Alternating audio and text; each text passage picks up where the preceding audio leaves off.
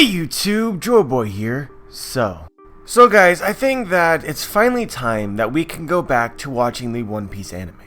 So recently somebody told me to go watch OnePiece.net, which is basically like a fan site, non-profit fan site, where they take multiple episodes of One Piece and kind of splice them together so that they actually follow the manga and they remove a lot of the extra stuff that we just don't need.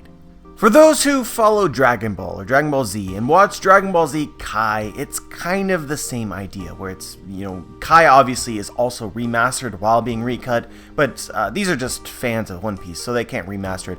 But they just cut it up and they take usually about 3 episodes of One Piece, it kind of depends, 3 episodes of One Piece and turn it into one 30-minute episode of One Piece.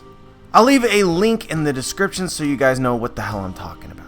But the short story here, guys, is that I used to watch the One Piece anime. The One Piece anime got me reading the manga. And even after I caught up to the manga, I still watched the anime all the way through Punk Hazard until Dressrosa. And Dressrosa, absolutely. And, a lot of people expect me, because I'm on YouTube, I'm a figure within the One Piece community, I've got to be positive at all points in time about anything related to One Piece, but I say screw that, because the Dressrosa anime was the worst thing I have ever seen, and is a disgrace to One Piece, in my opinion. I personally think that it is unwatchable.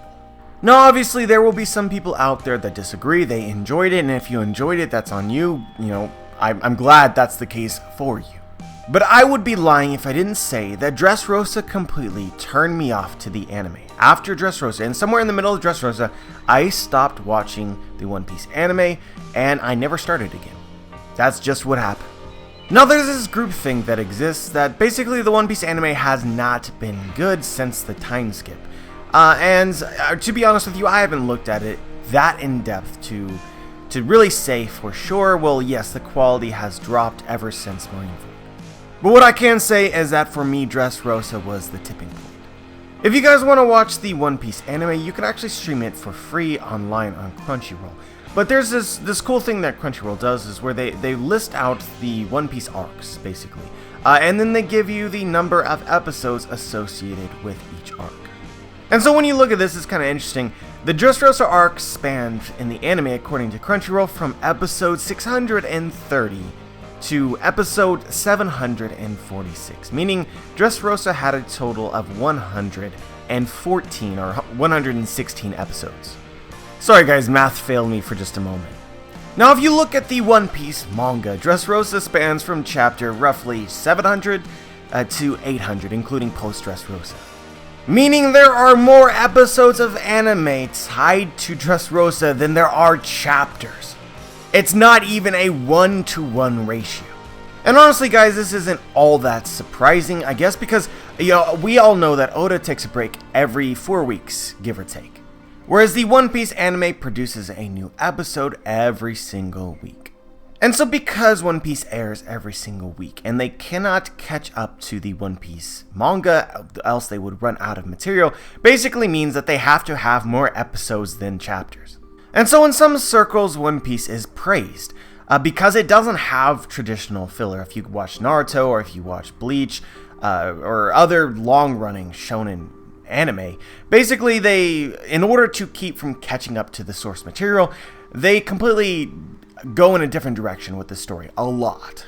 You can insert any meme filler arc here, the classic beach arc, whatever. Basically, it's like, well, we can't catch up, so we have to produce episodes of anime that are nothing even remotely depicted in the manga.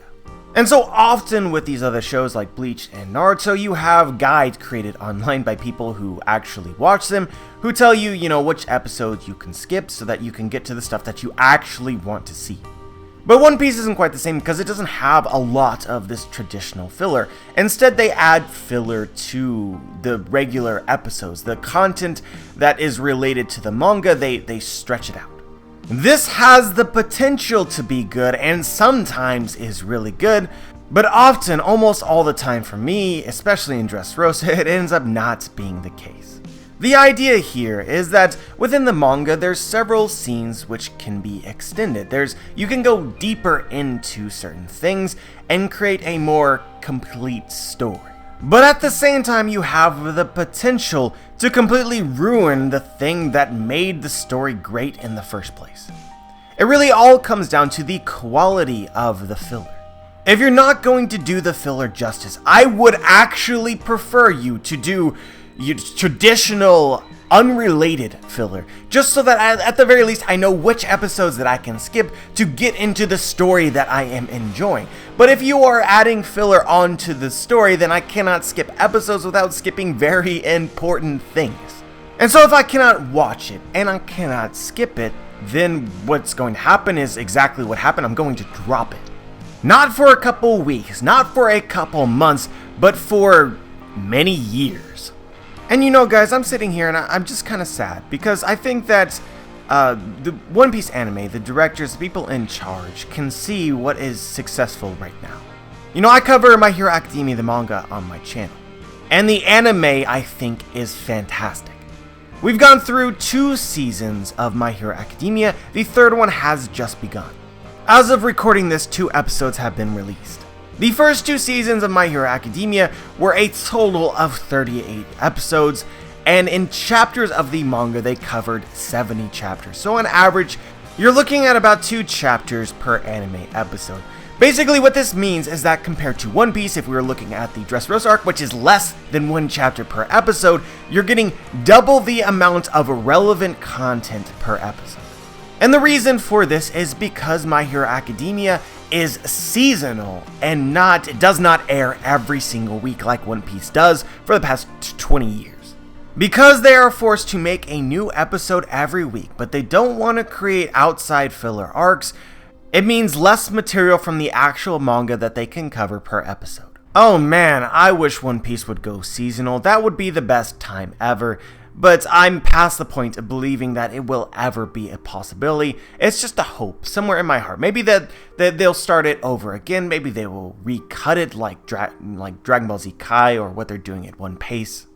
You can only hope. Being seasonal would allow them to increase the amount of content that they include per episode, decreasing the amount of crappy filler, and overall making the episodes more enjoyable while being able to spend more time per episode on the animation quality.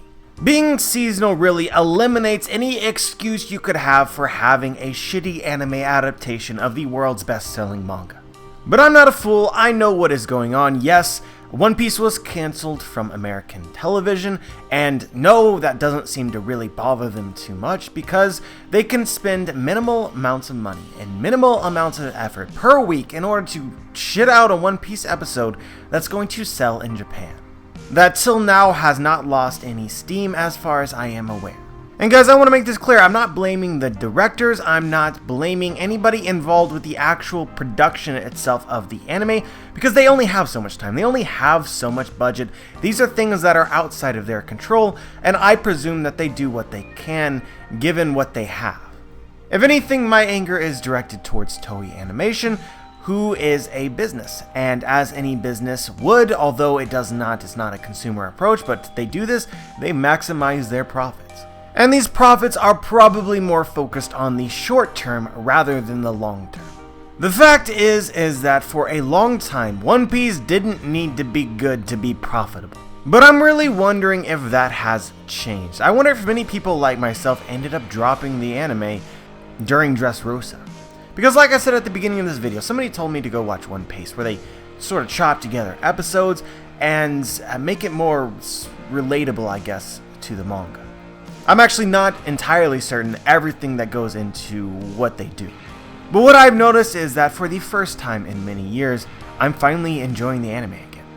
Taking a couple years off, getting all of that saltiness out of my system, I'm finally watching One Piece and enjoying myself. And I noticed something really interesting when looking at how One Piece decided to cut out material from episodes in order to sort of bring them together. In Dressrosa, they would often take 2.5, 3 episodes of content from the anime and determine that there was about 20 to 25 minutes worth of that content that was even worth watching. And from the middle of Zou, that number has been bumped up from 20 to 25 minutes to 29 to 34 minutes. Basically, for every new episode of One Piece, there's an additional 5 minutes worth of watchable material. Relevant, interesting animation. And this is definitely something that just inherently makes sense to me, having watched both. And so for an anime episode that is really only about 19 minutes long, an extra 5 minutes worth of watchable material is so big time. It makes you think that maybe this is a huge component why I, and maybe many others, were so unhappy with Dressrosa. 5 minutes of reused animation, panning on poorly drawn still shots, and poorly conceived, redundant filler. No, I'm not saying that One Piece has really ever been the greatest anime ever. It's got really great ratings on my anime list, but it's just always been, for me, it's always been passable. The thing that really sells One Piece is the story itself. I love the story. And the animation and whatever goes into making the anime has just always been good enough to keep me interested in finding what happens next in the story. But this fine line of passability was lost in Dressrosa and seems to be, I think, returning. I can actually watch an episode of One Piece and not just be pissed off the entire time. And so guys, I thought about this for a moment, and I guess I decided that I just want to share this. If people can relate to my experience watching the One Piece anime, perhaps they can also relate to my experience getting back into it. And it's also interesting because in Whole Cake Island we are about to get into the part of the story within the next 15 or so episodes that people really did not like in the manga. Very similar to the parts in Dressrosa that people didn't like, which also did not translate well into the anime. If they don't handle it well, I will be right back where I was during Dressrosa, dropping the anime for several years afterwards. And maybe this time it isn't deserving of a second chance. But I see a lot of potential. The anime quality, the animation quality, the drawing quality which was lost in Dressrosa seems to be for the most part back. It's not exceptional, it's never been that exceptional, but back to that passable quality. It's not distractingly bad. The filler stuff that they insert in order to prolong this one chapter, which gets translated into an episode, has been good. But yeah guys, that's pretty much all I wanted to say. As always, of course, I'm curious as to what you guys think, specifically those who have been following the anime this entire time. You know, what are your thoughts about all of this? For those that might have dropped it, did maybe I convince you to give it a second look? Like the video if you liked the video, dislike the video if you disliked the video. Make sure to subscribe if you want to be notified for my future content. And as always guys, have a wonderful day.